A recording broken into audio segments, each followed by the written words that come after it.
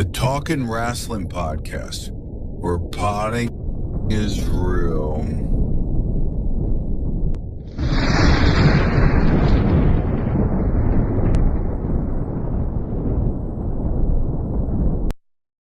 And Talkin Wrasslin.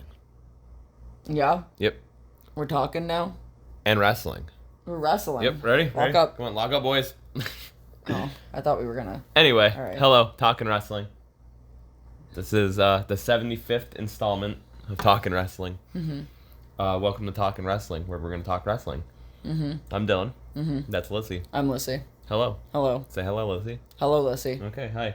So today's order of business, we're going to mostly talk about Saturday night's main event, Evolution and All In, Mm-hmm. because there's a lot of wrestling.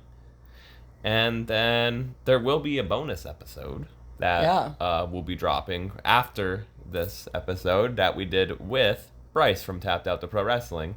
Bryce? Bryce. From Tapped Out to Pro Wrestling here on Yes. YouTube? Yes, we did a really cool interview with him where we talked about pick fetting, the art of pick fetting. So That guy that after this video they can go and subscribe to and check out all of his videos?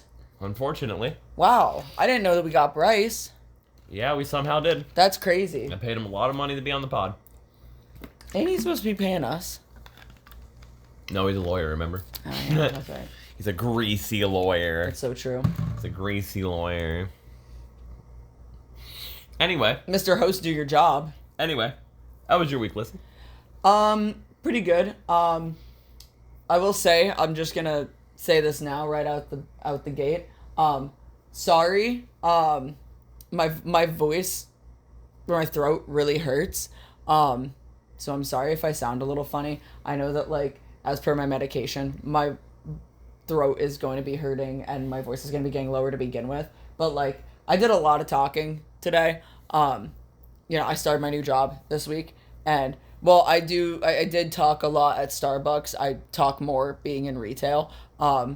And my shifts have been 10-hour shifts. So I've just basically been nonstop talking customers, coworkers, and everything for like 10 hours straight. So my throat really fucking hurts. So I'm sorry about that. If I don't even know if it's gonna pick up funky, but it feels funky talking. But yeah, no, so I started my new job this week, or this past week, I should say, full time, and it's been going pretty good. I've been enjoying it. Cool thing about starting my new job is I'm back in a mall setting, so get to hang out at the mall and whatnot. And not so cool thing, but cool thing for me and my benefit. The FYE in that mall is closing, so everything's going on sale. And I don't know if you have an FYE around any of you wherever you're listening from. And I don't know if you've ever really noticed or paid attention, but FYE has some wrestling figures sometimes. I think it's dependent because the one at our mall closer to us, I don't really think has any at all. Maybe like the Legends of Lucha Libre or whatever that one those ones were.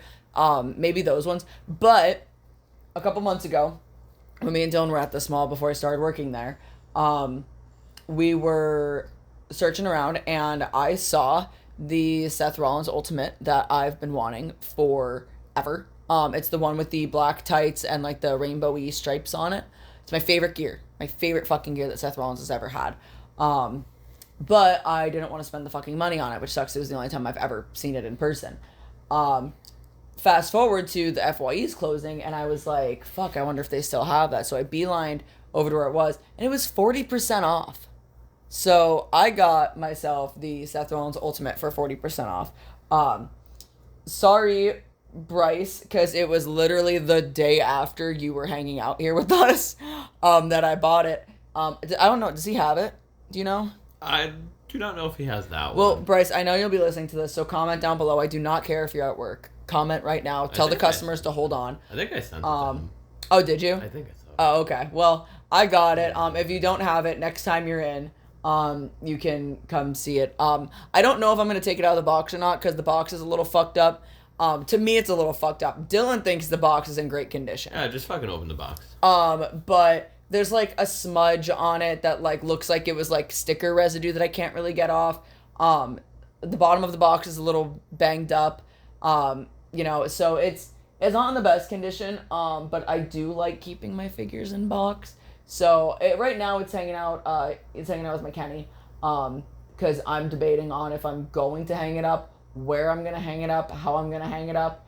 But if not, I might take it out of the box. So I don't know. We'll see. We'll see what I decide to do as the time comes. I'm sitting on it. But aside from that, I don't really think there's been too much more going on. Yeah, I don't really think I had anything else really catastrophic happen this weekend, or this week, aside from this weekend. But Dylan, what about you? How's your week been? Pretty good. Work, and then Bryce came in, and then we recorded a bunch of stuff. Yeah. So a lot of stuff got recorded. Yeah. Yeah. It's always fun. Sounds about right. Always fun. Podcast. There's videos on his YouTube. We did a nice little figure tour here. Yeah. Not including the Seth Rollins, of course. But you got to stay tuned to the end of that video for a big surprise. Is that video up? Yep. Did you showcase the Kenny and Micro Brawler that aren't hanging up? Yes, they were there. Did you say anything mean about the Micro Brawler? Yes. Oh. Well, that was kind of rude. We don't care.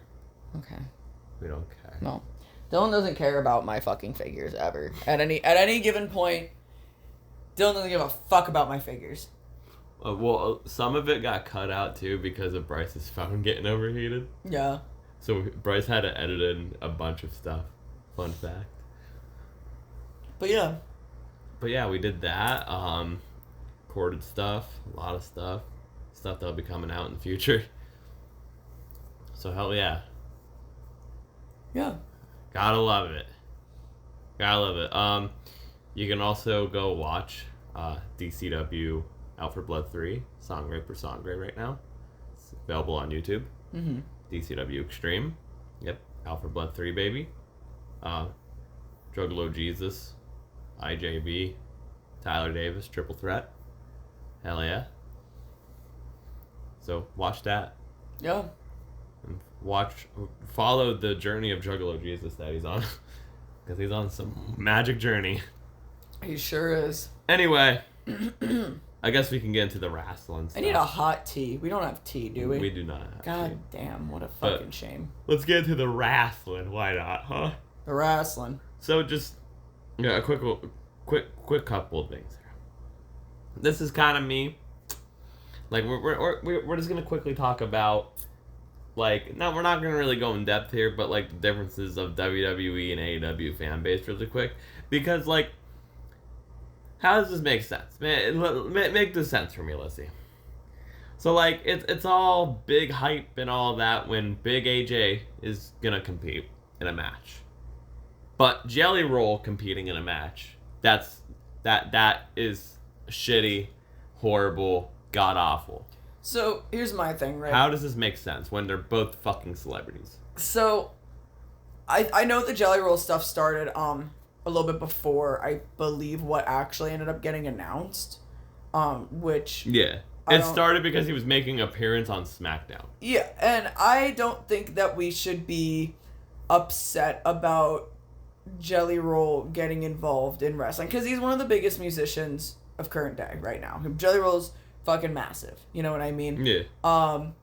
It makes sense. And again, WWE's always had celebrities and stuff doing shit, you know? Exactly. I don't know if Jelly Roll's gonna, like, actually... sports entertainment. Be, like, if he's interested in being a professional wrestler, like, I think he consistently, is. Well, that'd be pretty nifty. Yeah. But I don't know, because obviously his music's gonna be coming first.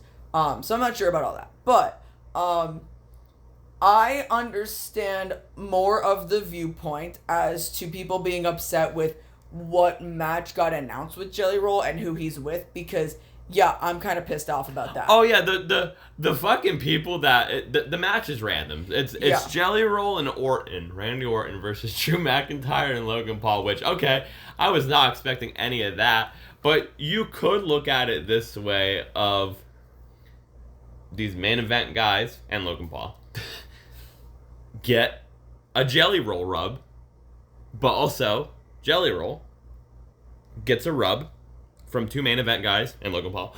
Yeah, no, and I get all that. Like, you know, I get that point, but it's still just like... It's literally on the same level of, like, you can't sit there and argue because WrestleMania 1, Mr. Wonderful and Roddy Piper versus Hulk Hogan and Mr. T. It's the same fucking thing. I mean, I don't think Mr. T had any business being there. Same fucking thing. I'm just saying. But... No, Mr. T had all the business to be in there. What you fucking mean? He did have all the business being there. But no, I mean, yeah, and I get that. I totally get that. I think that if we're just going to look at it in the standpoint of just like, oh, geez, we got Jelly Roll over here without even knowing what the match is going to be and not knowing what direction this is going in is kind of silly and stupid. And it's not even like this. There's other things, too, between, like, I'm not saying AEW fans always do it, because WWE fans also do it, but, like, that's kind of, like, the subject here of, like, it just makes no sense to either of these fan bases. No, but the only thing that I can honestly see of I don't want to say like an argument being made, is like Big Boom AJ has a wrestling background, and he does heavily promote the shows, and he does a really fucking good job at it. Whereas I could see people being like, okay, well, yeah, AJ's actually doing more shit and promoting the shows and whatnot, whereas Jelly Roll is just going to be this one-off thing, and he's not going to do jack shit and whatever. But, like, the thing is, like, I don't think that's enough of an argument. Like, I get where people are maybe possibly coming from in that aspect, but I also don't think that that's a fair enough argument, because Jelly Roll, no offense to Big Boom AJ, because he is a massive internet celebrity, but you also have to realize that an internet celebrity is not as household of a name as, like, someone who is a celebrity not just strictly to the internet. Jelly Roll, a lot of people know who the fuck Jelly Roll is. I guarantee you I could text my dad and he'd probably know who the fuck Jelly Roll is. But my dad's not gonna know who the fuck Big Boom AJ is, you know what I mean? Watch him be like, oh yeah, the fucking chocolate chunk cookie. Yeah, right. That also falls under the same type of demographics. Like, AEW does cater more to an online audience, whereas WWE caters more to, like, a casual audience. You know what I mean? So it's sensical on both ends as to why both parties would have these types of celebrities in their fucking wrestling companies. It makes total fucking sense. And Jelly Roll doesn't need... I mean, they might have, like, a promo package or whatever, a commercial with Jelly Roll featured in it being like, howdy, y'all, come down to watch WWE. I'm going to be wrestling with the Viper, Randy Orton, or whatever. I don't even know how Jelly Roll actually sounds when he talks, but like, he might do something like that. It is a little weird, like that. It's happening at SummerSlam at MetLife Stadium in New Jersey, not New York, New Jersey, and like, I could see if it was in Nashville, because Jelly Roll's from Nashville. Why are they having Jelly Roll appear at MetLife Stadium? I don't know, but also, I mean, what a shitty fucking place to have a fucking wrestling show. MetLife Stadium. Remember when WrestleMania? You probably don't. You weren't watching wrestling then. Go watch WrestleMania 35. But the second longest ever wrestling event. But Jelly Roll doesn't need to do promotions, because Jelly Roll is Jelly Roll. You know what I mean? Like, it's gonna make news headlines. People who are fans of Jelly Roll are gonna see that he's gonna be on WWE, and they're gonna go watch it because they like Jelly Roll. Like, that's the thing. You know what I mean? And why are you complaining? Jelly Roll's gonna beat up Logan Paul. Yeah, which I'm fine with. I hope he kills him, actually. I hope Jelly Roll pulls out a fucking shooting star press and kills Logan Paul. That'd be insane. Live in New Jersey. Like, that's what I want to happen. Yeah, I think the whole argument's fucking silly. It's stupid, and personally, I don't like how celebrity and polarizing centric WWE is and has gotten over the years, and I've talked about this many times over the podcast, but I also don't necessarily think having a celebrity do wrestling, even in a one-off, is inherently a bad thing, especially when WWE has kind of built its brand off of doing that. Every fucking wrestling promotion has fucking done it. It's if I was able to do it in DCW, I would fucking get Dennis Rodman in a fucking heartbeat. It's like, whatever, you know what I mean? Like, it's not that big of a fucking deal. It's just, the thing is, when, like, again, AEW does it with celebrities, that makes sense for AEW, just like how WWE does it for what makes sense for WWE. It's the same fucking thing. And you can't really complain about one and have the other. You know what I mean? So it's...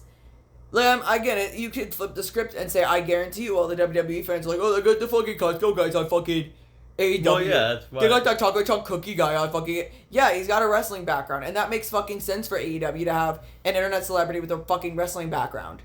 Like... Yes, that's literally what they fucking They've had Shaquille O'Neal on there. But they've also had Shaquille O'Neal, you know? So, but also, that's when AEW was starting out and, you know, again, bringing more eyes to AEW. So they're going to have larger celebrities, both physically and metaphorically, on their fucking shows. And now that they found their niche and their market, they're working towards their market. WWE has already had its niche and its market for its fucking entirety of its fucking... since WrestleMania has been a thing. You know what I mean? Like, that's... Like, WrestleMania 1 is what WWE is. That's just what it is. Yeah. So, they've had that for however many fucking years. What's that? 38, 39, 40, 41 years? Whatever the fuck? Well, it's way over that now. Well, no, since WrestleMania 1. Oh, 41. 41 years. Yeah. So, they've had that vibe at least for 41 years. Yeah. AEW really has had the internet celebrity and internet mentality vibe. Yeah, like... For, like, I don't know, maybe let's say 3 years. Like, you know? yeah, bro. Like, fucking WWE has always had celebrities. It's not new. No. Again, this is why I'm talking about what's wrong with the AEW fan base. That they don't believe in anything pre-2019. Well... The fucking Raw GMs. Well, and AEW... has also... AEW was built off of a YouTube show. That's the thing. Like, and you can't argue that. Like, AEW was quite literally made because of being the elite. So it's always had that internet core center to it. And now it's, like, really just relished in that, basically. But it all comes down to the mindset of not even my wrestling is better than your wrestling. It comes down to is my interest is better than your interest. Or my interest only makes sense and your interest doesn't make sense. And it's just silly. It's a silly fucking argument. Because, like, again, in my heart of hearts, yeah, I think my interests are the best fucking interests in the world. Because they're mine and because I love them and they're my favorite things. But I'm not going to go and tell somebody else that their interests are the worst thing on the goddamn fucking planet because they're their interests. It's just something that's different that I might not find as appealing. I'll poke fun. I'll jab you back and forth. Me and fucking Bob, again, I even was saying to fucking Dylan the other day, me and Bob probably have never had an actual wrestling conversation. We just fucking make fun of each other all the time. Because we both have two different interests, and if we sit and actually have a conversation about wrestling, we'll probably end up fucking stabbing each other. Like, that's just how it is. That's just how it's gonna be. But I'm not gonna fucking do that. I'm not gonna get into that fucking conversation with him, and we're not gonna let that ruin our fucking friendship. So we just make fun of each other, and we have that same common ground with it. You know what I mean? So people take shit too seriously, and it doesn't even have to be about wrestling. It genuinely, in anyone's interest to begin with, people take shit way too fucking seriously. Like, you know what? We can even, just because, like, I've been talking about in personal life, like, sometime next year buying a new car. The one thing that always pisses me off the most is trying, in general, like, when there's those fucking car head guys, and you know who I'm talking about, the ones with the fucking ricers and shit, and they think that whatever brand of car they have is the superior, best fucking brand of car, and anything else that you get is fucking the shit of the fucking earth. Yeah. You know what I mean? Like, and that shit pisses me off so fucking much, because it's like, every car is gonna have its fucking problems, and every car is gonna have its fucking benefits. And just because you like one thing and it works better for you doesn't mean it's gonna work better for somebody else. So it's like one of those things where it's like what you like and don't be a fucking dick about it. Yeah. You know what I mean? So everyone does it in their own fucking interests. And everyone has the insufferable fucking groups of people in their fucking interests. And it sucks, and it's fucking annoying. Wrestling fans are just really fucking loud and obnoxious about it. And I fucking hate them for it. Oh, yeah. Oh, yeah. I hate it. Anyway, moving on to a quick little segment that was on Dynamite that gained a lot of talk on the Twitter. So before we go on, I'm a big fan of a heel getting heat in promos.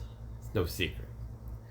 But I think there might be a fine line that you shouldn't cross at times. And this was one of them. And I'm referring to MJF using Jay Briscoe's death as heat for a promo. Because it's literally on the same level as that time Randy Orton looked at Rey Mysterio and said, Eddie's not up there. He's down there in hell. And it was like 3 months after Eddie passed. Now, I know Jay Briscoe has passed like 2-3 years now. Still, just felt a little uncomfortable, a little uneasy. Now, maybe Mark okayed it, and that's on him. Cool. That's fine. Like, if he okayed it, then he okayed it. To me, I just think it was a line that should not be crossed. Like, I'm not a big fan of using family in wrestling to begin with. It's just like, think of something else. So, I have kind of a bit of mixed feelings about it. For one.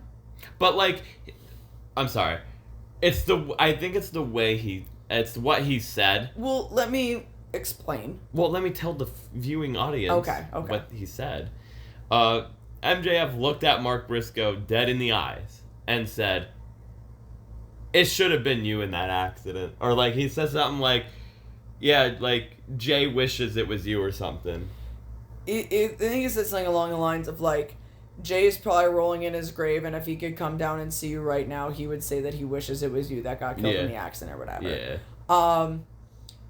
So I have kind of mixed feelings about it. Now, I will take I will take the latter of things and say that Mark Briscoe okayed it, for the simple fact of this isn't the first time in AEW that they have used Jay.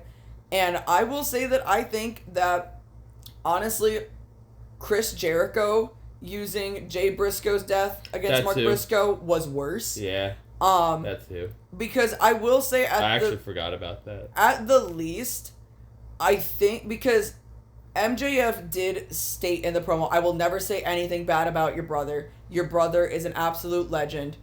Jay Briscoe, may he rest in peace. And like, gave a little, like, gave him his flowers type of thing. You know what I mean? And then kind of pivoted to, I wish Jay was still here and you fucking died. And Jay would wish that you fucking died with what you've become. And to me, I feel like I still don't like it. Like, I do agree of, like, I wish that we could just choose something different. I don't know. Literally, like, anything else aside from using a dead relative. Yeah. But I feel like Chris Jericho just blatantly being like, fuck your dead brother, you piece of shit, I hate you, and your brother's dead, ha ha ha.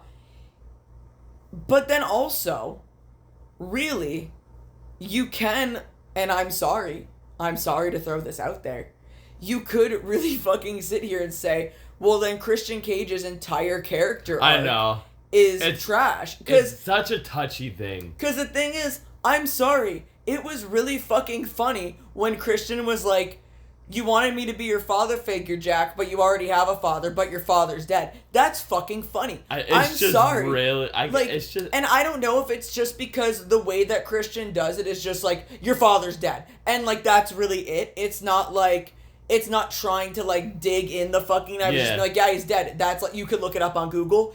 If that's why it's funny, and why, like, because Christian has taken it upon himself to make himself of like a father figure to all these fucking twinks that he just brings in. Like, I don't know if that's why it works better. But you could make that argument and just say, okay, well then is Christian Cage's entire heel run trash? No, Christian Cage has had a fucking phenomenal heel run as this fucking fake father figure. You know what I mean? Which we'll get into later, of course.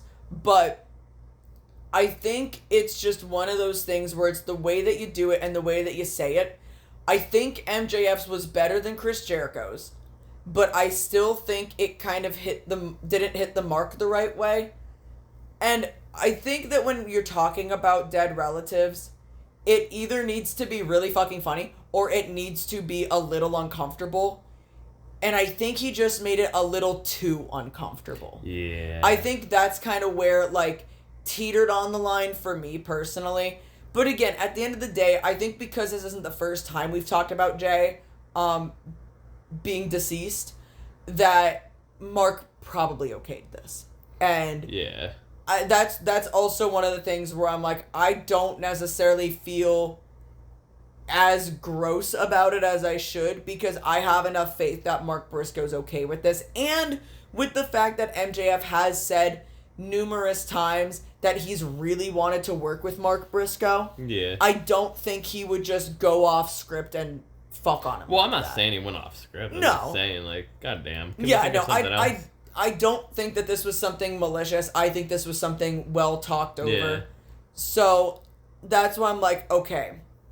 I really do think the only time we really ever went off script in AEW was the time with fucking Ricky Starks against Edge and fucking Hangman and Punk. There's other times. Yeah, I was gonna say the Hangman and Punk. Yeah, like it's not really of an overly common thing. So I'm like, okay, well, I'm sure this was discussed and okay. There's some Mark listening to this being like, actually, remember when MJF went off script in his "Fire Me, You Fucking Mark" promo? And it's like, no, that's a work shoot. You yeah, no, that was probably Tony being like, hey, buddy, you want to drop a pipe bomb? That's a fucking work shoot, you dumb fuck. Like, anyway. that was funny. Yeah, so no, I'll also understand why people are upset about it. You know what I mean? Again, it's one of those things where it's like, I will not tell somebody that you can't be upset about it. I will not tell somebody that you can't be uncomfortable about it. Personally, for me, it's one of those things where it's like, I just kind of wish we went on a different angle, but as long as both parties are okay with it, I don't see the harm in it. It's one of them days. Because to me, the bottom line of all of it is, I just want the wrestlers to do what they want to do, and as long as they're happy doing whatever they want to do. And you know what? We could even take the fucking Juice Robinson thing into this with MJF with the roll of quarters. And how, for me, that too, yeah. Where a lot of people were freaking out about that. A, I'm 99% sure MJF okayed that. And B, it also, well, yeah, it is, I hate to be this person. Yeah, that's a racist connotation right there. But MJF had many, many, many times told this story about when he was bullied and people would hit him in the head with a roll of quarters and they break and they say, pick him up, Jew boy. Yeah. And that was a very prominent thing he was saying, and that was a correlation to it. Yeah, the whole thing is fucked up and racist and prejudiced. That's the point. But did it need to be done? That's the question. I don't think it needed to be visualized, but if MJF was okay with it and Tony was okay with it and whatever, then I guess I get it. But again, you can also take shit like that. So they really do teeter the line a lot with some stuff, but when they teeter the line, I'm fully convinced it's always okay, unless we find out in 4 years it's not. So yeah. All right. Well, there was All In. There was Saturday night's main event. There was Evolution. There's so much wrestling this weekend. There was even Great American Bash. We didn't watch that. We didn't review that. All I saw out of that was there was a really sick spot between Ethan Page and Ricky Saints. But let's talk about Saturday night's main event first, then we'll go to Evolution, then we're going to go to All In, because All In will take up longer. Well, I have not a lot to talk about Saturday night's I know. Event. That's why I literally said that's why we're doing All In first. Well, I know, All In last. What I'm saying is, Dylan's going to be talking majority about this, aside from like maybe the last two matches, because I did not catch most of it. Well, the first match was Randy Orton defeated Drew McIntyre. Jelly Roll was with Orton. Logan Paul was with McIntyre. Randy Orton won, and then, like, during the match, Jelly Roll and Logan Paul went at it. Jelly Roll fucking laid out Logan Paul, but then after the match, Logan Paul attacked Orton, and then Drew McIntyre gave a Claymore kick to Jelly Roll. I did see on Twitter, I saw Jelly Roll laying out Logan Paul. Yeah. That's as much as I saw of this. So yeah, but boo, Drew lost, boo. So yeah, that's the feud. Boo, bad booking, boo. Drew should win every match he's in. Moving on, for the U.S. title, Solo Sikoa defeated Big Jim Uso. Sure, yeah. Yep, yeah. Moving on, we had LA Knight defeated Seth Rollins, and there's news coming out of this because Seth Rollins is injured. Again. It's not the only injury from this weekend. Well, yeah. But he injured his fucking knee yet again, doing that same fucking spot that he did last time. So Seth, Kobe Lopez. Yeah, I'm using your fucking shoot name, motherfucker. Stop doing that fucking spot and you won't blow out your knee. Seth, for the love of God, please stop. Also, just go get stem cells, bro. I heard they're really good. So, yeah, so WWE is kind of fucked right now because Seth Rollins was kind of like a main part here. Yeah. So, let's see what happens from there, I guess. His knee fucking blew out. Moving on to the main event, that went 15 minutes and 20 seconds. Probably Goldberg's longest. No, he's had longer matches in his early WWE run. Gunther defeated Goldberg. Cool. Yeah, it's Goldberg's retirement match, and the funniest thing that possibly could have happened was they fucking literally cut away. Like, the match ended, and then, like, Goldberg's laying in the ring, they go to commercial. It's like, okay. They come back from commercial, they're in the ring, and Goldberg, all he pretty much gets to say is like, thank you. And then they that's it. Like, okay. Fuck Bill Goldberg. Yeah, well, fuck Bill Goldberg. Exactly. Yeah, hopefully we never have to see Goldberg again. Because, like, stop. No one gives a fuck about Goldberg. I don't give a fuck about Goldberg. Goldberg doesn't give a fuck about Goldberg. Fuck Goldberg. Fuck Bill Goldberg. Fuck Bill Goldberg. Fuck that bald-headed motherfucker. I hope you get kicked in the head. Anyway, moving on. WWE had Evolution 2, about 7 years too late. Thoughts on that? 7 years too late? Yeah, definitely. This match should have, or this fucking pay-per-view should have been a yearly thing, but you know, fuck women's wrestlers, I guess. I also don't have much to say about this one because we had to do running around. Yeah. And look, there's so much fucking wrestling. And we have fucking lives. Anyway, in a triple threat match for the women's title, the Intercontinental title, sorry. Becky Lynch defeated Bayley and Lyra Valkyria. I heard it was a good match. Up next, JC Jane defeated Jordynne Grace for the NXT Women's title. Blake Mariah May turned on Jordynne Grace, so that's what happened. For the women's tag team match, the Judgment Day, Rochelle. Wait, hold on. Can we back up for a second? Oh boy. What are we backing up on? Mariah May just showed up. Yes. Literally like a month ago. Yes. I don't know what she's doing in NXT. I don't know what she's doing in NXT either, but she already sided and turned on someone. I feel like that's a little fast. I don't know what they're doing. I don't know. I don't watch NXT week to week. Moving on. Wow, holy fuck. They did not give a lot of time to some of these matches. Holy shit. Becky Lynch and Bayley and Lyra went 16:30. JC Jane and Jordynne Grace went 10.5. This match went 10:50, a fatal four-way match for the women's tag team titles. Raquel Rodriguez, and Roxanne Perez defeated Charlotte Flair and Alexa Bliss, Sol Ruca and Zara, and the Kabuki Warriors. Okay. This match went 8.5 minutes. For the women's title, Tiffany Stratton defeated Trish Stratus. And we just missed this match. No, I watched it. Oh, I got to see this whole fucking thing. It was really fucking good. Trish still got it. This match was also really fucking good. Jade Cargill defeated Naomi in a no-holds-barred match with Bianca Belair as special guest referee. Really good match. I feel like I was half watching this match and half not watching this match. But when I did see, this match was very good. And Stephanie back here won the Battle Royal. Yeah. Which cool. And then in the main event between Io Sky and Rhea Ripley, Naomi cashed in and became women's champion, which no one was expecting, so a nice finish. Yeah. This went 26 minutes. It's also a really good match. Yeah, it was a really good match. But really cool. And now, well, I don't want to give it away, but they're definitely going somewhere with the three of them. Okay, that's good. Yeah. So Evolution. It was a good show. They should just make it a yearly fucking thing. No, honestly. Alright, let's move to All In. YALL In. All In 25.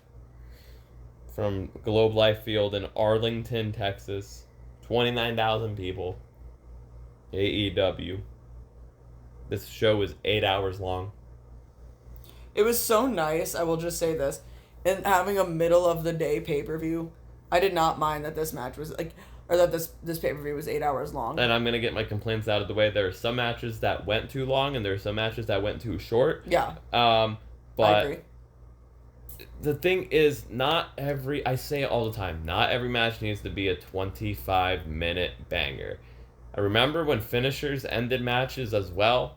Yeah, let's get all those complaints out right now, because I'm complaining a lot. But no, it was really nice to have this, like, middle of the day, because there's just, like, there's just a vibe about, like, chilling in the middle of the day, watching a pay-per-view, getting some pizza, hanging out with friends, just, you know what I mean? Like, don't get me wrong, night pay-per-views are nice. It did not need to be 8 hours. I was vibing with it. Why is it called 0 hour pre-show when the pre-show is fucking 2 hours? I don't know, dog, but I was chilling with it. This is the shit I talk about. We're going to talk about more about the continuity of shit in AEW. Because we'll be getting into that in a bit here. I'm typing something on YouTube. Give me 1 second. I want to watch King of the Mountain matches. Okay. Yep, hold on. King, I don't know. It's right there. I was gonna say, like, you're gonna make me type in the whole fucking thing. So let's just start off on the pre-show. We had the Sons of Texas, Dustin Rhodes, Marshall Von Erich, Ross Von Erich, and Sammy Guevara with Kevin Von Erich. Hey, Tony listens to the podcast. Wanted the Von Erichs to be in Texas in a stadium. They defeated the Shane Taylor promotions. I don't give a fuck. Kevin Von Erich got to fucking put the claw on. That's all that fucking matters. That was the only thing we cared about, really. To be honest with you. Big Boom AJ and the Conglomeration. Which is Kyle O'Reilly, Hologram, and Jacob Yeager. Ishii. With Big Justice and the Rizzler defeated the Don Callis family jobbers. The Job Squad of the Don Callis family, which is Hechicero, Lance Archer, Rocky Romero, and Trent Beretta. I didn't give a fuck. Big Boom AJ did his thing. Big Justice took a bump. Big Justice tall as fuck. He's as tall as fuck. The Rizzler has aura, as the kids would say. I think my favorite part of this match was Kyle O'Reilly coming down the ramp doing the fucking Rizzler shit, and the fact that the Rizzler was dressed up like a cowboy. This match was on the fucking pre-show. FTR versus the Outrunners. It wasn't as good as the match that they had on Collision. I watched the Collision match, by the way. People were wondering. It's really good.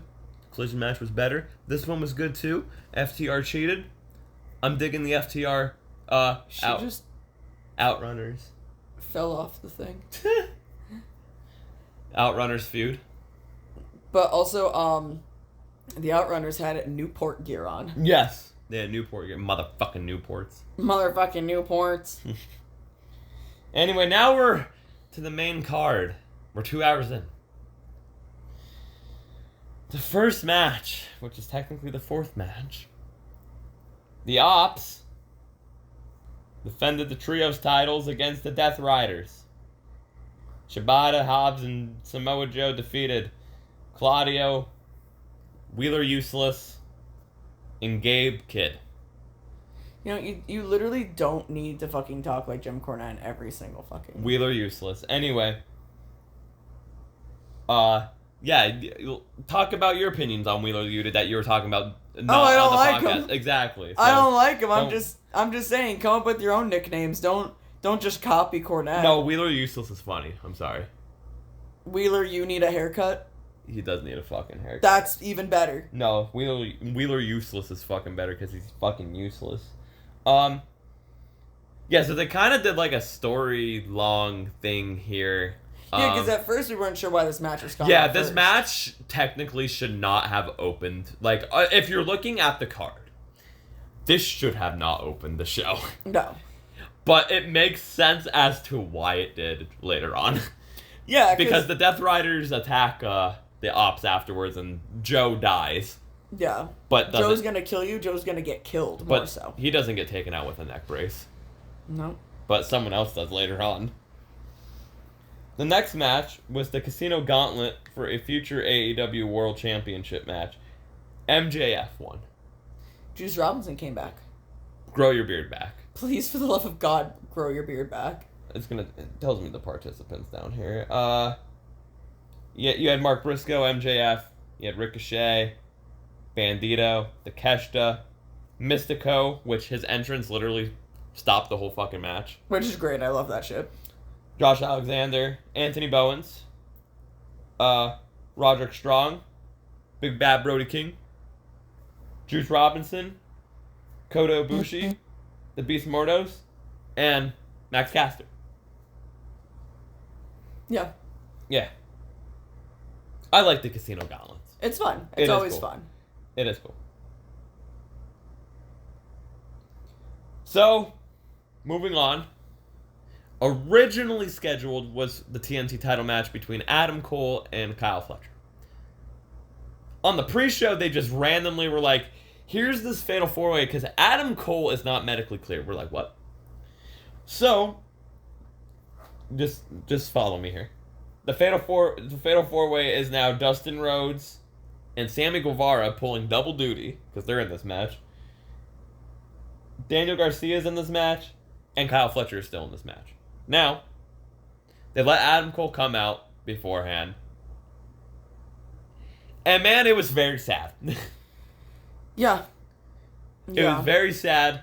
You can clearly tell something was very wrong. They had Roderick Strong and Kyle there. He even said, like, I don't even want to think about retirement. But, like, it's not looking good. No. Adam Cole had to vacate the TNT title. And, yeah, it's just not looking good. He said he's going to be gone for a while. Yeah, it's not looking good. He's dealing with a concussion. I guess it's from, the lariat that Kyle Fletcher gave him on Collision. So, like, I still don't remember specifically what it was, so I'm very sorry if this is incorrect information, but I do remember Adam Cole talking about when he got that really bad concussion from Okada. And he was out for that long period of time, and he was having issues where, like, he was, like, having seizures or something along those lines, where he was having really, really bad head-related medical issues.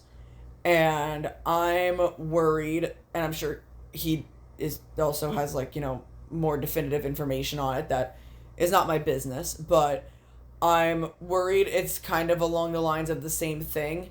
And if he's in a position where he's like, if I continue to wrestle, I'm already having these issues and they're coming back and I can't risk having them again. And we always talk about long-term effects of concussions. I mean, we were shitting on Goldberg earlier, but, like, when Goldberg kicked Brett in the head, that caused Brett to have a fucking stroke years later. Yeah. Like, Brett was still fucked up from it years later. Like, concussions stopped Bret Hart. Yeah, and that's what I'm worried about, is what's going to happen with Adam Cole. I mean, yeah, and, like, obviously now everyone, because the thought process of concussions and when they get bad is you immediately go to Chris Benoit. Yeah. And then you look at, like, people like Bryan Danielson who had to step away for a little bit and all this stuff. So it's like, damn. And Adam Cole, it just sucks. Adam Cole, man, was, like, the greatest of all time at one point. And, like, ever since coming to AEW, it's just been bad luck for the guy. Yeah, that's the thing. Like, and some of the shit wasn't even, like his fucking foot ankle. That was just because he jumped off the stage. He jumped off the stage. You know what I mean? That shit's just insane. Like, that's crazy to me. Like, that shit just can happen. You know what I mean? So it's like, I don't know, man. like, I don't think he blames Kyle, and I don't necessarily blame Kyle either. I didn't see the lariat, how it happened, Years later, if it was how he landed. Bro, this is the new Bret Hart Goldberg. Yeah, it's fucking Kyle Fletcher and Adam Cole. Oh, God, dude. That'd be insane. But, I mean, I wish him a speedy recovery in his personal life, of course. I'm not really, like, not to sound rude or anything, I hope this doesn't come across as rude, I'm not really concerned about his wrestling career at the moment. I've seen a lot of people online be like, you'll be back before you know it, and, you know, we'll be here waiting for you. And it's like, here's the thing. I get that, and I know that comes from, like, a nice place, and that people mean that with, like, the best intentions and whatever, and that people do want to see him back because he is very beloved. But I don't think we should be worrying about when Adam Cole is going to come back to wrestling. I'm not saying that as in the sense of I don't think he's ever going to come back to wrestling. I think it's more so I think we need to let Adam Cole focus on Adam Cole's health, because he has had a lot of injuries in a very short time, and 3 of them were head injuries, and I think Adam Cole should not worry about wrestling right now. And I know that that's not something that would be easy for Adam Cole, because, like he was saying in his speech, this is everything he's ever wanted to do his entire life. And, you know, I know that that's not an easy mindset for people not to be in when they're in wrestling. But I think it's time that Adam Cole takes a back seat right now, takes care of himself, and figures the rest out later. And it should not be, man, I can't wait for him to come back. Man, I can't wait for this. It should be, I can't wait till Adam Cole is healthy and can live his life properly. Yeah. That's where I'm at, because I've never met Adam Cole. I wish I did. I've never met him, but I always hear he's the nicest motherfucker. Like, he is, from the fans' perspective, and from what people just, from all the outpouring love from wrestlers all around, have just been saying of, like, this shouldn't be happening to Adam Cole. Because he is too good of a fucking person for this to be happening to. Like, it should happen like Logan Paul or something. Yeah, exactly. But, like, so I think it's time that Adam Cole stops worrying about other people and making other people happy, and worries about making himself happy and healthy. What? She's like in a circle. Yeah. But, of course, speedy recovery to Adam Cole. And I hope that at the very least, like, he can do some Twitch streams and take his mind off of stuff for a little bit and just have fun with people and playing video games, you know what I mean? Mm-hmm. With that being said, Roderick Strong should have been pulling double duty, or just not in the gauntlet, and he should have been defending his friend's honor. Yeah, but I understand what they did here. Yes. Dustin Rhodes, who's the hometown boy, shockingly won. Yes. Like, everyone was kind of just expecting Kyle Fletcher to win. I think he was probably scheduled to win, but then after all of this, they needed a pick-me-up, and they gave it to the hometown boy, Dustin Rhodes. So, Dustin got the win. He's going to lose it in like 3 weeks. It's fine. Yeah. It's fine. Thanks, Dustin, for keeping it warm for Kyle. But, and in other news, Kyle Fletcher's new theme is done by Hot Mulligan. Insane. It makes so much sense for him. Insane. Moving on. Tag team match between the Bucks and Swerve and Ospreay. The Bucks lose, EVP status is gone. Swerve and Ospreay lose, they can't challenge for the title for a year. Well, fuck me and silly me, I guess. The EVP's lost. Wrong choice. And I'm not even trying Yeah, to... honestly, yeah, it's a wrong choice. I'm not trying to say that in a biased sense.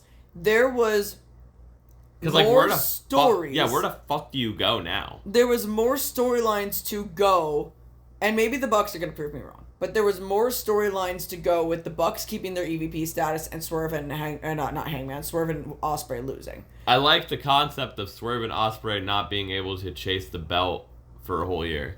Yeah, and like that really could have led with a lot of stories leading up to the year later when they could challenge for the belt. That could have led to a lot of conflict between Swerve and Ospreay. We could have had that story run for a little bit. And then it could have become a full circle moment later on.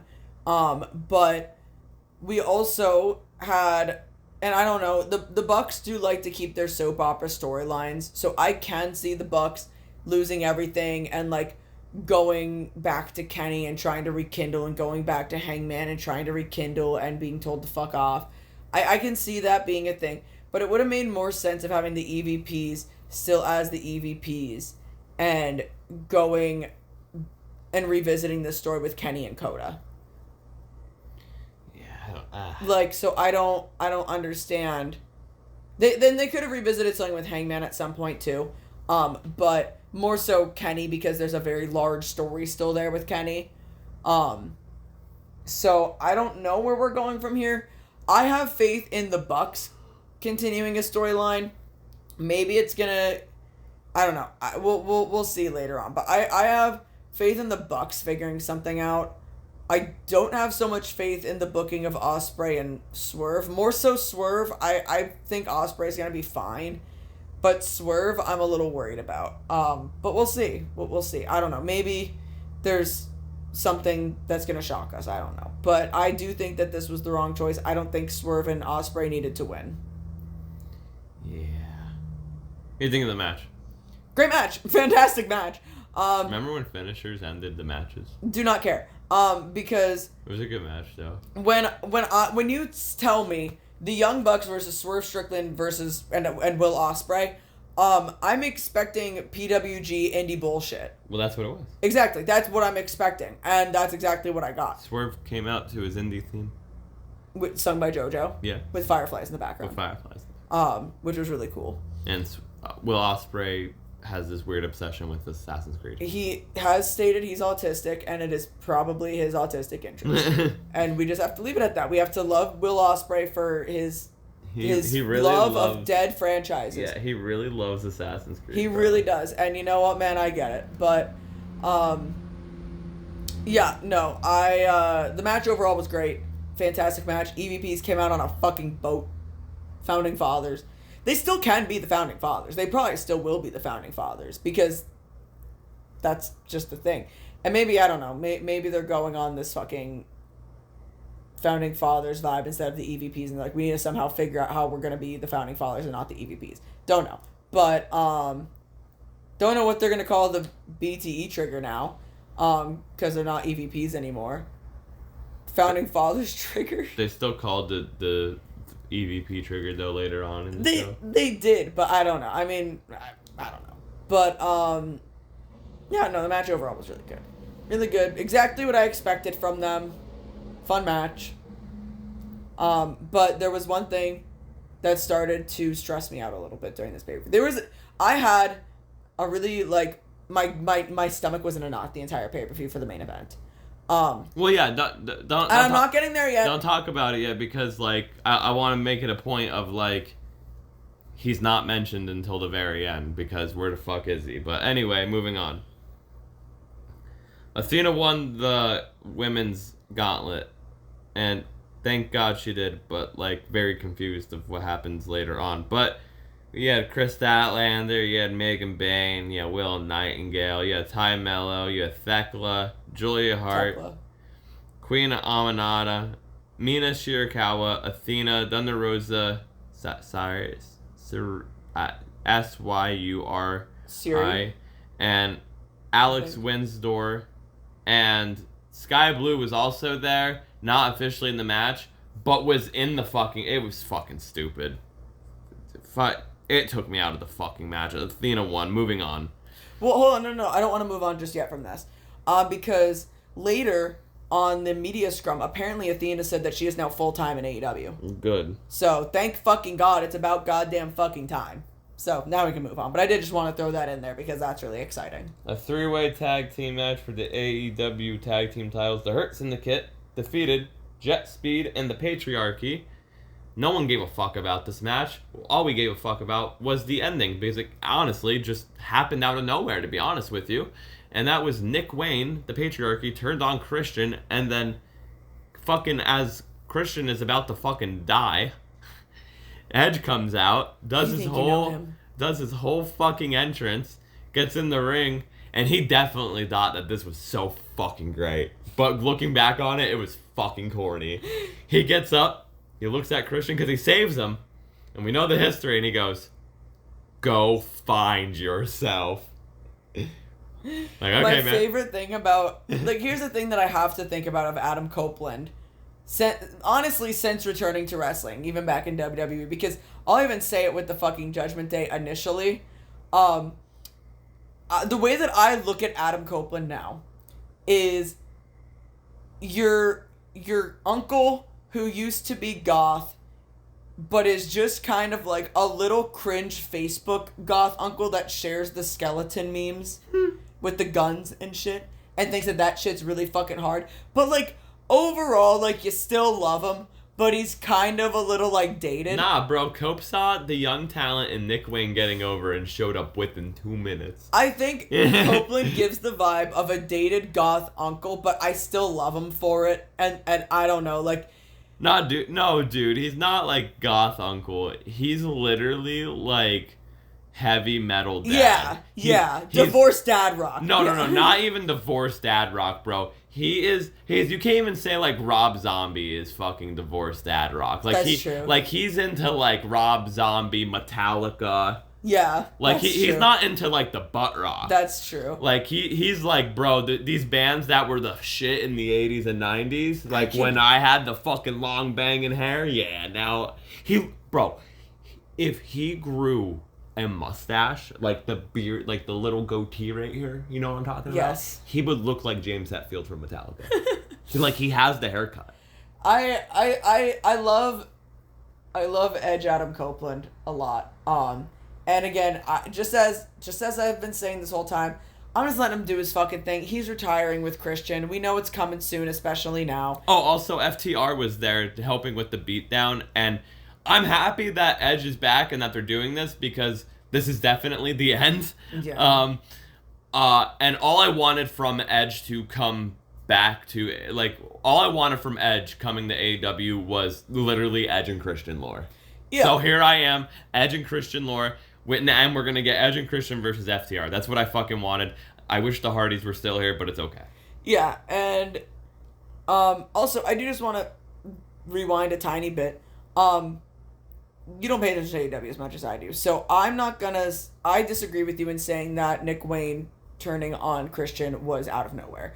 Because it has been very heavily hinted towards in their promos. I wasn't expecting it here, is what I'm saying. I get that. I was kind of expecting them to have some more friction. Yeah. And whatnot. I was expecting... I thought, like, Christian was gonna, like, turn into, like, an abusive father I thought Christian was gonna do some shit to Nick Wayne. Or, like, Mama Wayne. But I'm also like, okay, yeah, I get it. We're going with this story now. Edge is good. He's back. We gotta get this story rolling. So, okay, yeah, sure, fine. But it has been hinted at. And also, no longer anymore because they're not his kids. But Christian did have gay son, daughter with Kip Sapien and Nick Wayne. And you can figure out which one I'm talking about is which. I know which one I'm talking about is which. But you can figure that out for yourself. If you're interested. Anyway, it's time for the triple main event. There's no such thing as a triple main event. If only they were going on simultaneously, then yes. Could you imagine? It's like that. I would not want to watch these three matches together. Like what was it, that 3-ring Royal Rumble or whatever the fuck they did? No. In, what was it, WCW or TNA or whatever? Yeah. WCW, but it's just all 3 main events at the same time. 3 different matches. I fucking would not want that. Anyway, terrible. For the women's title, Timeless Toni Storm shockingly defeated Mercedes Moné. I'm actually kind of shocked. I'm a little surprised on this, but I'm happy. I think it's the right choice. After Athena winning, I was very confused, so I don't know where we're going with this. There is history with Athena and Toni Storm, so there's that. But I think it's the right choice because the fans really love Toni, and I think honestly, the person to beat Mercedes should have really been Toni Storm, if we're being honest here. Because I feel like she is such a main face of the women's division. Not even just because she is the world champion. I feel like she has been a main face, honestly, since she's shown up. Well, so, yeah. I feel like this was a fantastic fucking choice.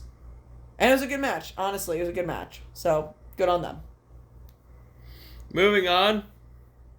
Winner takes all match for the AEW Continental Breakfast Championship and the International Championship for the Unified Championship. Under unified rules, mind you, after they said this, unified rules, a 20-minute time limit. It's literally Continental rules, 20-minute time limit, and no outside interferences. We had Okada with Don Callis, who was out there, versus Kenny Omega with Kota Ibushi, who was out there. Don Callis had got involved. This match went 30 minutes, 32 seconds. So where's the continuity here? So I just have to really quickly just point this out. I don't know if anybody else saw when this happened or not, but we were all three of us, because Bryce was watching with us, all three of us were so fucking confused where the fuck Kota Ibushi came from, because he did not walk out with Kenny, he just showed up. Yeah. He just appeared. And Dylan was like, oh, Kota's here. And for some reason, I thought he meant, like, because I was not looking at the TV at the time when Kota was, like, on screen. I was like, well, yeah, of course he's here. He was in the fucking gauntlet match. So, yeah, no, I mean, he could show up at this match at any time. No, he meant he was outside of the ring. And I'm like, where the fuck did he come from? He just showed up. But, yeah, no, so, like, I saw people talking about this on Twitter, and I saw people talking about it initially in, like, kind of a ha-ha sense, but then I was like, wait, hold on. Because people were like, how fucking silly is it? Like, funny ha-ha. That, like, you were like, yeah, I won by an outside interference. He didn't really win by outside interference, but he had outside help. Where he had help from an outside interference, kind of, throughout the match. And then on the media scrum was like, yeah, but no outside interferences when I'm defending this belt. Like, and we were like, oh, that bitch Okada really just being a dick, haha, funny. And I was like, oh yeah, that is kind of funny. And I was like, wait, hold on. What? Because I didn't think about it at the time. Because here's the thing, too. When it does come to AEW, I kind of forget when matches have rules. And some people might say that's a problem. That is, see, and that's the problem. If you forget that matches have rules, that's a problem. Because they're proving, especially with these Continental rules, that they can enforce, like, countouts and all that, and they don't. That's the continuity problem I talk about. Try to have some fucking continuity, my guys. Like, I do forget in some matches that there are rules, and some matches that there aren't rules. Sometimes it does kind of blend. Again, at the end of the day, to me, personally, if I'm enjoying the match, I think it's a good match, I'm having fun watching it, okay. I don't really bat an eye. However, sometimes I will bat an eye. And sometimes I'll be like, oh, what the fuck was it? The rope break in the steel cage match? Yeah. And I was like, hold on. That caught me off guard. Sometimes stuff will catch me, but other times it won't. I didn't even think about it in this match. And then the thing is, if they didn't mention it at all, if they didn't even bring it up, honestly, I don't think people would have talked about it. I don't think many people would have put two and two together. Because I didn't see anyone talking about it until after the pre-show, when they were clipping Okada and Tony Khan, or after the media scrum or whatever, when they were clipping it and they were bringing it up on Twitter. No one talked about it prior to. And then they started talking about it. If they didn't say shit, they wouldn't be having this situation on hand. Because I don't think people would have batted an eye at it. That's the problem with Tony. You don't need to say everything. Bro, he talked for like 45 fucking minutes. Bro loves to yap. He needs to stop. There's some things you need to say, and there's some things you don't need to say. And there's some things that you need to make clear, and some things you don't need to make clear. I feel like overall, the match itself was great. I liked watching the match. It wasn't the best Kenny and Okada match at all, of course, but it was fine. It was a good match. We'll get into the match in a second. Because here's the continuity problem. Oh my god. Here's the continuity. Oh yeah, that spot is wicked. What they do. But here's a continuity problem. The title's called Unified title, right? Yeah. Supposedly Okada's going to be carrying all three titles. Yeah, I literally said that like last podcast. I was why is it called the unified title? I don't know. That defeats the whole purpose of it being a unified title. If it was being called a unified title, which is a dumb fucking name for it, then you don't need the 2 other fucking belts. I understand what they're doing for a triple fucking crown, but god fucking damn it, continuity, Tony. I don't know. But I said it. I was like, I could see them pulling some stupid shit and just having all 3 fucking belts. Because why not? Fucking continuity. But overall, again, the match, it was good. Okada and Kenny are getting up there in their wrestling. This was not the best Omega Okada match. But if you listen, Kenny Omega did an interview with good old Dave like the day before this, and he pretty much was like saying like he's not looking to have a New Japan pro wrestling style banger. Yeah.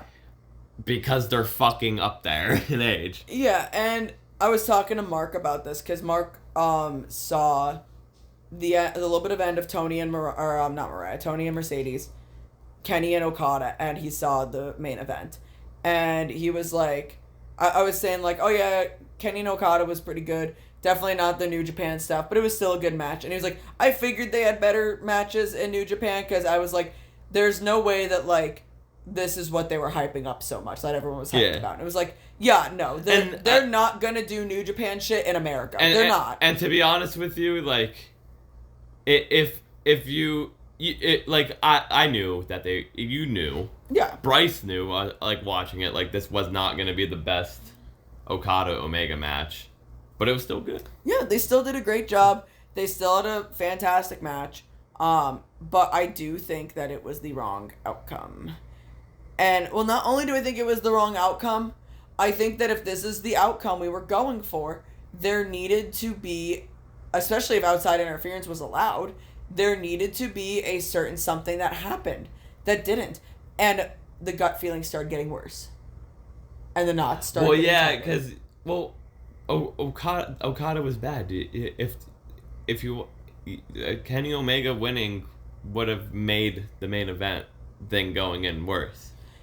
Yes. Because at least that there was the, oh shit, the bad guy won. Because, like, you had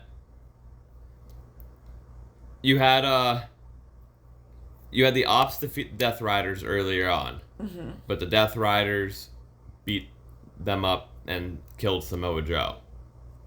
You had Adam Cole announce that he can't wrestle anymore, pretty much. Dustin Rhodes brought us back or whatever. Then you had Ospreay and Swerve defeat the Young Bucks. So you needed like some sour grapes, and Okada's a sour grape. And that's the thing, and I get that. But what I'm saying is, with Okada winning, I feel like there should have been something that made him win. That there should have been something else that happened. And that thing didn't happen. It didn't happen. And the knots started getting tighter, and I started getting nervous. I had to get up. I was pacing for a little bit because I was getting really fucking nervous, and I had to walk it off. I was like, I'm getting really pressed, and I'm getting really worried that the thing that I wanted to happen in like 2 other matches, technically 5, is going to happen right now. And I'm really scared. I'm so scared right now.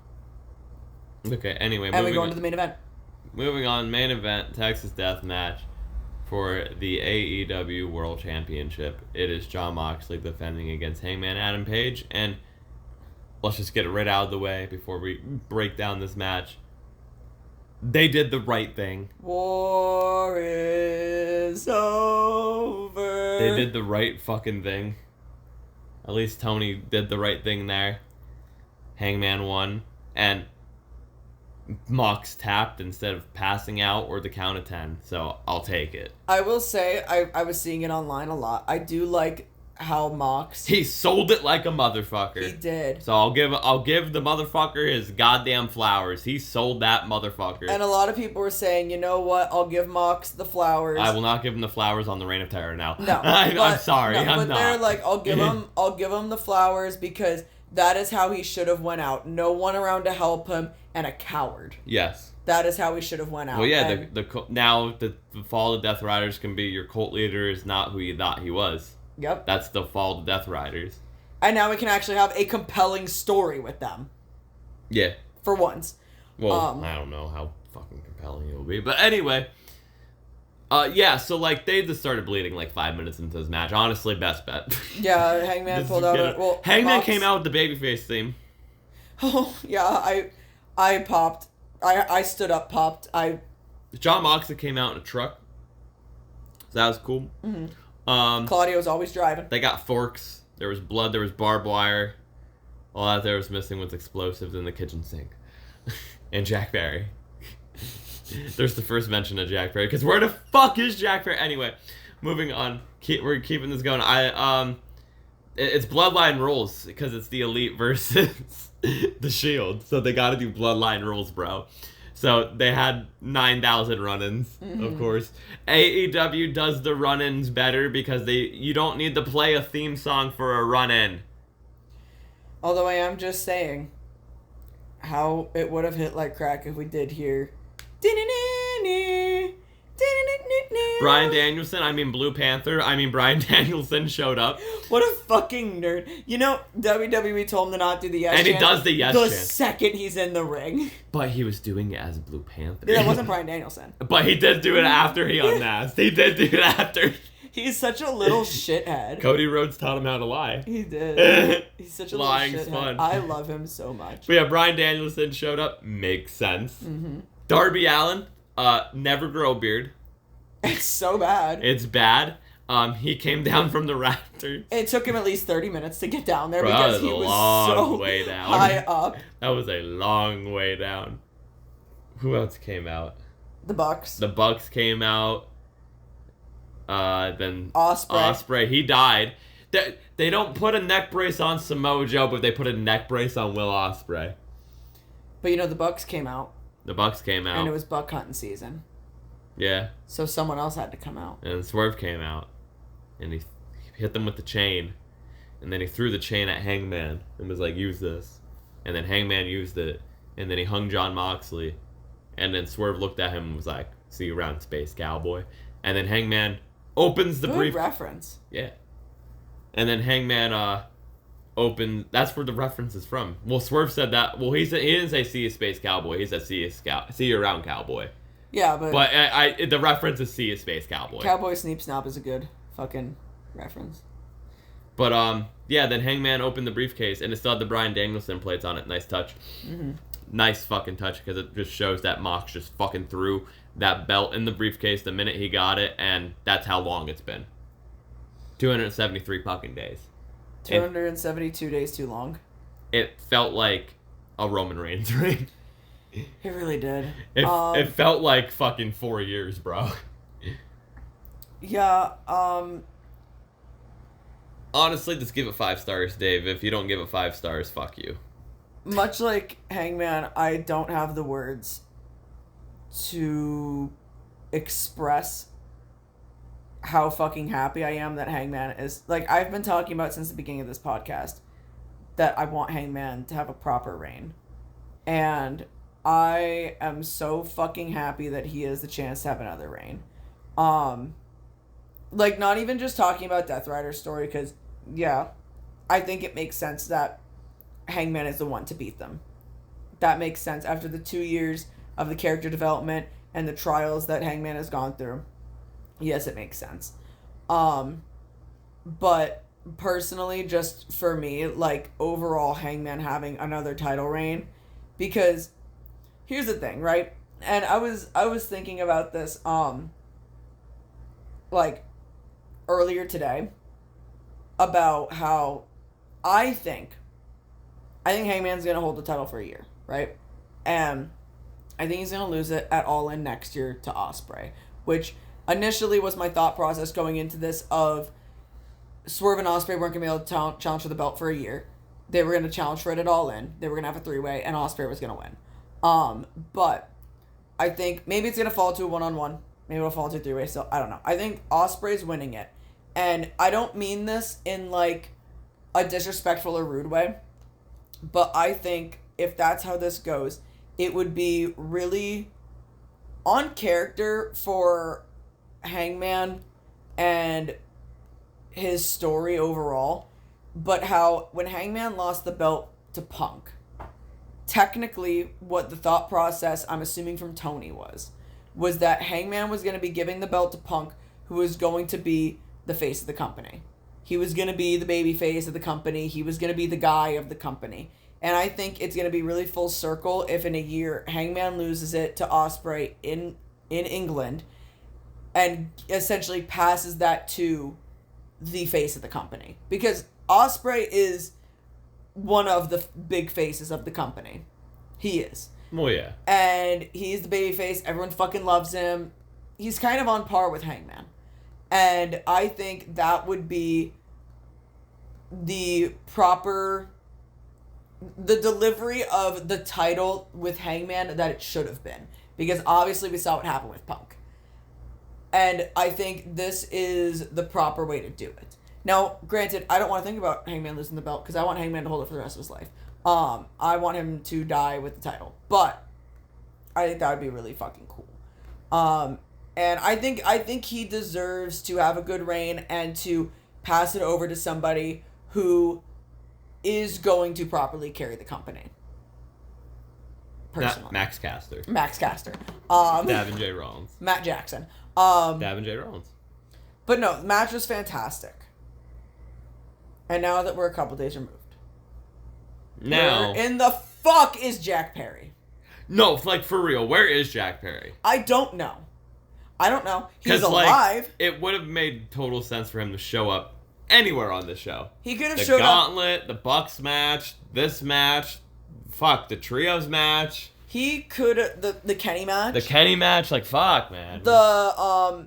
You could even really throw it in there as the Christian match if you really want to seriously, has Tony Khan just given up on Jack Perry, or does he just not give a fuck? That's the question, and it's a genuine question. Also, I don't know. Maybe Jack wants time off. That's also the thing too. He's been gone for a year. It feels almost a year. It has been almost a year. It's been 200 some days. God damn it. I think Jack has been gone since Mox won the belt. That's crazy. Dude. I think, if I'm not mistaken, because I'm trying to remember when Jack lost the TNT belt when the Bucks lost the tag belts. Because they lost their belts, and I was like, hey, Okada, you're going to lose your belt soon because that's what happens to the Elite. And Okada never lost the belt. Yeah. But, so he lost when the Bucks lost their belts, or around that time. It might have actually been around that time, because I don't remember if the Bucks lost to Private Party at a pay-per-view or not. I don't really remember. But anyway. Yeah, so, where was I? So he's been gone for almost as long as he was suspended with the whole Punk thing. Because I don't remember who, I think it might have been Sam on Twitter, was talking about it, about how long it's been since he's been gone. I don't know if he honestly really is just I'm really into making knives and I want some time off to do my craft and chill. Because there was a sighting of him at fucking Disneyland. Some fucking Mark ran into him at fucking Disneyland or something and took a picture with him. Shit. I'm not kidding. This was going around on Twitter. And I'm so he's just doing stuff. So he's not out injured. To my knowledge, he's not out injured. He's just not there. So I think maybe he just wanted some time off. But I'm getting real fucking sick and tired of your fucking vacation, Perry. Because you could have came in and helped the Bucks. You didn't. Which, fine, whatever. You could have come in and... Okada won the match anyway, and clearly it didn't matter if there was an outside interference. And it would have made sense for Perry to show up with the chair and, fucking knock fucking Kenny's guts in. Because who took out Kenny? Jack and Okada, initially. Yeah, the Bucks then came out, but it was Jack who hit him with the fucking chair. That would have made sense. You could have shown up and, I don't know, just fucking teabagged fucking Christian Cage, just for good measure. I don't know. Teabag his ass. You could have shown up in the Gauntlet. You could have shown up at the main event to try and fuck over Hangman and then have Kenny shove his fucking thumb up your ass or something. I don't know. You could have done literally anything, but instead you're in the forest forging knives, which they look beautiful. And you have two options here, buddy. you have two options here, Jackie boy. You're either gonna open your fucking Etsy shop, because I know you're seeing my comments because you're liking them. You liked both my comments about starting an Etsy shop. So it's either gonna go on the Scapegoat website or you're making an Etsy, and you're gonna sell your fucking knives, or you're gonna go the fuck back to work. How are you making money right now? Like... Anna J. Yeah, your girlfriend's at work. What the fuck are you doing? What are you doing, buddy? Like, are you pregnant? Like, I don't know what the fuck you're doing. But, I mean, I'm happy to see him doing whatever he does outside of wrestling. It is cool. I'm not gonna lie. When Perry's back at work, I'm probably gonna miss seeing the knife videos because it is very interesting and fun, and I do enjoy that he found a craft to do. It's pretty nifty. I like that he makes his props. He made the belt and everything. That's so fucking cool, and I love watching those videos. Never stop making those videos, Jack. But also show the fuck back up to work, because there is a very big issue when the person who doesn't give a fuck about Jack Perry in Dylan is wondering where the fuck he is. Dylan doesn't think about Jack Perry nearly as much as I do. I think about him at least once a day. Yeah, no, it's like, where the fuck is he? Because,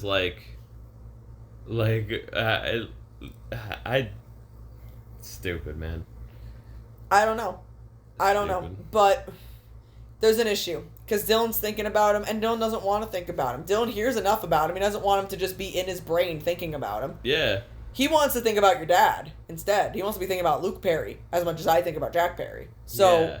The fuck's Luke you need Perry, to man? leave his head so he can put Luke back in there and show the fuck back up to work. That's all I'm saying. Anyway, All In was good. Very good pay-per-view. Very fun pay-per-view. All In. It was damn long. It was a long one. It was a damn long one. But, you know what, again, personally, I don't mind, especially considering it was should they just make All midday. In like 2 nights? Nope. They should. I want to sit on the couch for 8 hours, watch wrestling, order a pizza, hang out with my friends, chill. Like, honestly, that was such a vibe of a day. It was a really cool vibe of a day, I'm not gonna lie.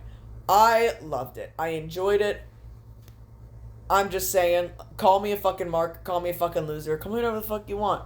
I enjoyed doing that. I love sitting on couch and doing nothing. Supposedly to AEW fans on Twitter, you can't watch wrestling 7 days a week, 24/7, because you have no life.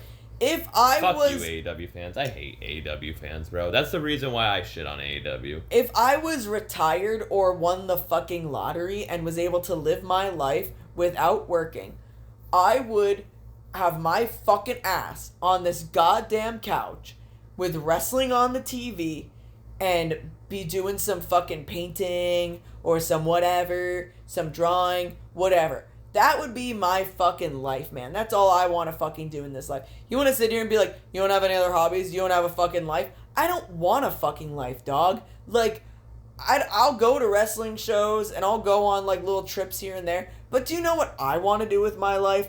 I want to sit on couch. I want to watch some fucking shit that I fucking love. And I want to do my fucking artwork. And I want to do my fucking crafts. And I want to learn how to fucking make knives. Like, that shit would be fucking sick. That's the life I want to fucking do. Like, I don't care about anything fucking else, really. Like, I don't care to go out to the fucking public. I have to do it for my job, and it's exhausting. I always say I'm one remote job away from being a hermit. If I had a job where I was working from home, you bet your fucking ass there would be some fucking wrestling show on in the background while I'm doing my fucking work. You kidding me? Like, I don't want to fucking socialize. I fucking hate the general public. I don't want to do that shit. And more so, I don't want to interact with wrestling fans in person. Every time I do, they're fucking assholes to me. I'll sit in my fucking bubble. You can call me a fucking weirdo and a fucking loser for that all you fucking want. I don't care. If that's what makes someone happy and they're not harming no one else, what fucking business do you have being a fucking dick about it? None. You have no fucking business being a fucking asshole. Because it goes back to what we were talking about at the beginning of the fucking podcast. Your interests are no better than the interests that somebody else has. Just because you like them more doesn't make them better. I fucking hate AEW fans, bro. And that's on Jack Perry. Yeah. Show the fuck back up to work, you little bitch. I'm going to steal your fucking identity. I'm going to go to wrestling school. I'm going to get a perm and grow a beard, and I'm going to go fucking take your fucking gimmick. That's a threat. You don't show up in the next 6 months, buddy. By the end of the year, you don't show the fuck back up. I'm getting a perm and I'm going to wrestling school. And I'm going to be scapegoat Jack Berry. I'm stealing your fucking idea. Okay, anyway. Ask me about Wrestler of the Week. Oh my god, we still have that. Yeah, it's fucking getting late. I have work in the morning. Let's get this going. You're rambling. What's your Wrestler of the Week, Dylan? Who's your Wrestler of the Week? Funny enough, my Wrestler of the Week, if you go watch that Tapped Out the Pro Wrestling video on Tapped Out the Pro Wrestling YouTube, where I give a lovely tour of the figure collection. And if you stay to the very end, there's kind of a hidden video where I give a little figure review on an LJN Macho Man that I stole from Bryce. Because I'm going to steal his fucking collection one by one. Well, Dylan, you tell them about Macho Man while I get this moth away from Lita. Yes, because my Wrestler of the Week is Macho Man Randy Savage. Ooh, yeah, baby. We love the Macho Man, baby. How about you get over here and ask me questions? I think it flew away. I'm sorry. I'm trying to save our fucking cat. Alright, Dylan. What was your introduction to the Macho Man? And don't say a Slim Jim packet. No, my introduction to the Macho Man was my uncle had a VHS of a couple of episodes of Nitro. Mm-hmm. And I put it on the one time as a little kid. And it's an episode of Nitro from like 97 where Macho Man comes out. And he's talking about being blackballed from WCW. And then he like beats up Alex Wright in the ring. He beats up like Chavo Guerrero Jr. in the ring. And then Sting comes out. Or like comes from the rafters. And gives Macho Man like the bat to like hit him with it. But like Macho Man doesn't. And he like walks away with Sting. That was kind of my introduction to Macho Man. And then I had a Saturday Night's Main Event DVD. And there was a couple of Macho Man matches there. So... Okay. The Macho Man, baby. What is your favorite Macho Man match? It's a cop-out, but it's fucking goated. It's Macho Man versus Ricky Steamboat, WrestleMania 3. Damn straight. The best wrestling match on the planet. It's fucking goated. Sorry, Lita's like... You can let her go. I'm not even holding her that tight. She can... Here she goes. What's your favorite Macho Man, I guess the word gimmick isn't the right fucking word. Attire?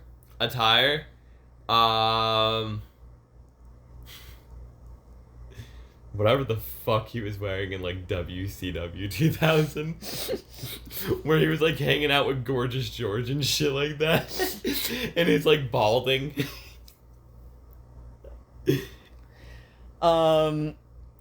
Favorite Macho Man moment? Favorite Macho Man cream of the crop, baby. The cream always rises. Because what the fuck? Man. Why does he have cream? Why does he have coffee creamer in a promo, dude? The fact that he is numerous. Look at her. Oh, and also his appearance in Spider-Man. So what'd you say? Macho Man is a goated rapper? Oh, yes. I have... Get the fuck... Oh, my God. I have Macho Man Randy Savage, Be a Man, on vinyl. You do? I have the album on vinyl. Be a Man is a big song on both of our playlists. Yeah. Be a man, Hulk. Come on, don't be scared. You run from Macho, that's what I heard. Oh, man. Macho's funny, bro. I love Macho Man Randy Savage. He's great. What a promo. What a fucking wrestler. Dancing in tights like a ballerina. I enjoyed him with Hogan as the Mega Powers, too. Shit was good. Good story. Him and Elizabeth. I love the shit with Elizabeth. Elizabeth! Shine my belt. Shit's fucking great, bro. What's your favorite Macho Man moment? God. I don't even know, man. Elizabeth, will you marry me? Honestly, I couldn't really tell you, because again, like, Macho Man was a bit before, obviously a lot before my time. But when I got into wrestling, I always say, like, I didn't really watch much prior to what was going on weekly. I was very casual of a fan. So I'm not too sure if I really were to pinpoint something very specific with Macho Man. Do you have a favorite Macho Man attire? I'm not even gonna lie to you. The fucking,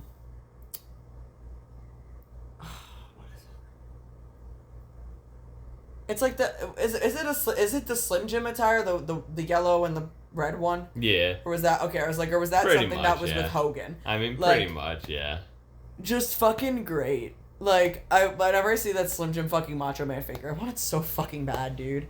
So fucking bad. I want the cream of the crop Macho Man. So yeah, come the little creams. But Macho King. Don't yeah. forget about Macho King. Oh yeah, Macho King too. Yeah. Macho King, baby. That's a good one. Yeah. I wish he was like, well, they talk about him a lot more now because he's fucking dead and stuff. But like, I wish they just talk about him a lot more. That's fair. Because Macho Man's great, bro. His early stuff, like pre-Macho Man, when he was just like Randy Savage and like Memphis, is fucking great. It's cool to see that shit. Go out of your way, watch a Macho Man Randy Savage match. Fucking goated worker. Definitely in the top 5 for me. That's fair. Oh yeah. But okay, I think that's honestly where we're gonna end it. Yes. Because, not to get a little too personal or anything, but my tummy hurts.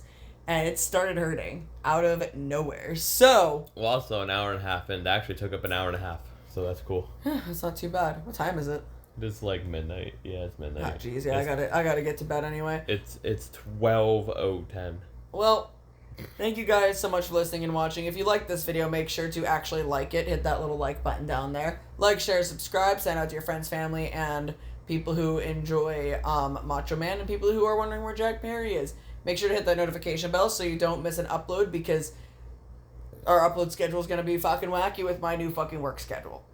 So you can also follow us on our Instagram, which is Talkin Wrasslin Pod. That is TALKIN_WRASSLIN_POD. Just in case YouTube fucks on you. We post when the videos are either being uploaded or when they are uploaded. So you know, hey, they posted. That video is going to be out soon or it's out at this very moment. Let me go take a listen to that. If you want to follow me on any of my social media platforms and have updates on where Jack Perry is, because I'm about to get on a flight to go to Cali and start searching through the fucking forest till I find him. You can follow me on my Instagram and my Twitter at the same handle, which is Lungtar, LUNG_TAR, Blue Sky at Lungtar, LUNG-TAR, and you can find me on TikTok at Lungbucks, LUNG_BUCKS. Dylan, where can people find you? Find me on Instagram at Dillweaves, DYL_line, WEAVES_line. And you can find me on Twitter, Dillweaves, all one word, no spaces, no underscore lines. And then DCW Extreme 2, like, share, subscribe.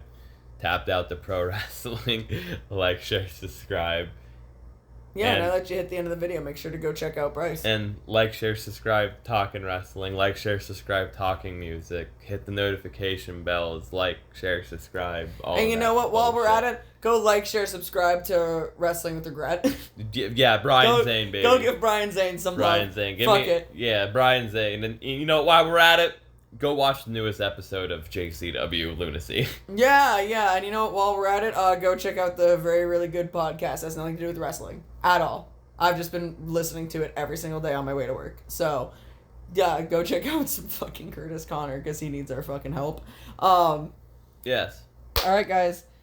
Thank you so much for listening and watching. We'll see you in the bonus episode. Yes, bonus episode. Goodbye.